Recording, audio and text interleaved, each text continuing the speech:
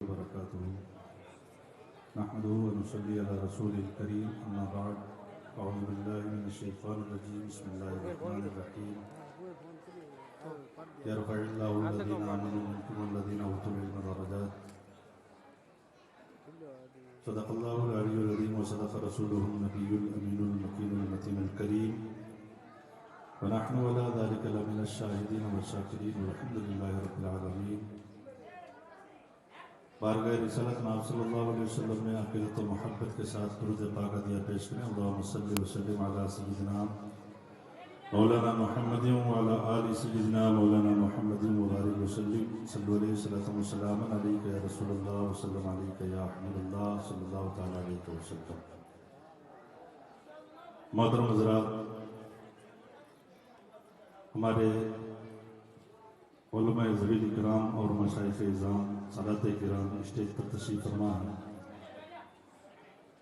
استاد گرامی وقار مصلح قوم و ملت حضرت علامہ حافظ محمد سعید صاحب اللہ اشرفی بانی و محتمم دارالعلوم اہل سنت فیضان اشرف باسنی اور شیخ الحدیث حضرت علامہ مفتی شعیب عالم صاحب قبلہ اکبری اپنی تمام تر جلوہ سامانیوں کے ساتھ مسند تدریس پر جلوہ فروز ہے، اور انشاءاللہ قریب ہم اور آپ عظیم الشان کتاب بخاری شریف کی آخری حدیث کا درس لیں گے اور انشاءاللہ ختم بخاری کی تقریب کی سعادتوں سے جلد اپنے آپ کو مالا مال کرنے والے ہیں.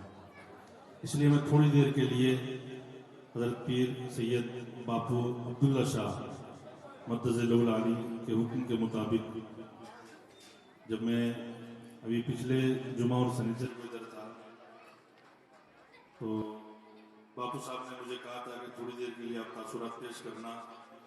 الحمدللہ 2 سال سے اس ادارے میں امتحان کی غرض سے ششمائی اور سالانہ امتحان لینے کے لیے پرچہ سازی کا کام بھی اور تقریری امتحان بھی لینے کا کام میں اور میرے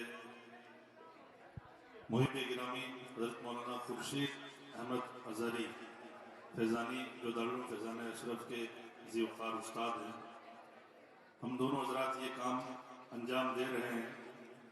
اللہ رب العزت مزید حسن و خوبی کے ساتھ میں اس کام کو انجام دینے کی ہم سب کو توفیق عطا فرمائے. ماشاءاللہ آپ کا یہ ادارہ دارالعلوم فیض غلام رسول اکیڈمی دینی اور دنیاوی دونوں تعلیم کا سنگم ہے، جو اس دور کی سب سے بڑی ضرورت ہے کہ ہمارے بچے دینی تعلیم سے بھی آراستہ پیراستہ ہوں اور دنیاوی تعلیم بھی ان کے پاس میں معتدل مقدار میں ہو، جس کی وجہ سے وہ اپنی دنیا کو بہتر بنا سکیں. دونوں تعلیم کا انتظام ہے. دینی تعلیم کے لیے جمع سال اساتذہ کرام کی ایک ٹیم موجود ہے جو باپو صاحب نے یہاں پر جمع کر رکھی ہے اور باصلاحیت اساتذہ اس ذمہ داری کو انجام دے رہے ہیں. دنیاوی تعلیم کے لیے بھی غالباً 10ویں تک یہاں پر اسکول چل رہا ہے، اور دوسری خوبی یہ ہے کہ گاؤں کی بچیوں کے لیے بھی دینی اور دنیاوی تعلیم کا بہتر یہاں پر انتظام ہے. یہ بہت ہی خوش آئند بات ہے، کیونکہ بچہ تو کہیں پہ بھی جا کے پڑھ سکتا ہے. بچیوں کے لیے مسائل ہوتے ہیں. باپو صاحب نے بچیوں کے لیے بھی یہاں پر دینی تعلیم کا بھی انتظام کر رکھا ہے، اور الحمدللہ آپ دیکھیں گے آج جہاں ہمارے یہ بچے ختم بخاری شریف کا شرف حاصل کریں گے، ساتھ ساتھ میں اس تقریب میں بچیاں بھی یہ شرف حاصل کرنے والی ہیں.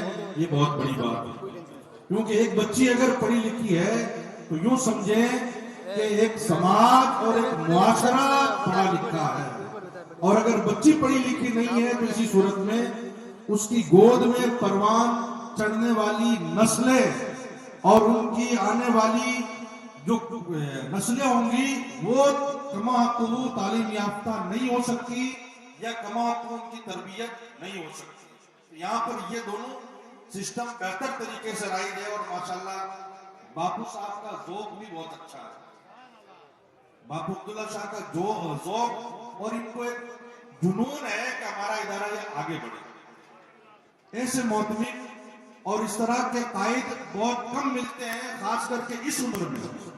اگر یہ چاہیں تو ٹھیک ہے، مریدین میں ان کے حلقے میں گھومتے رہیں اور جاتے رہیں، دورے فرماتے رہیں، مدرسے کی طرف توجہ نہ دیں، مگر ان کی یہ کڑن ہے کہ یہ مدرسہ ہر اعتبار سے آگے بڑھنا چاہیے.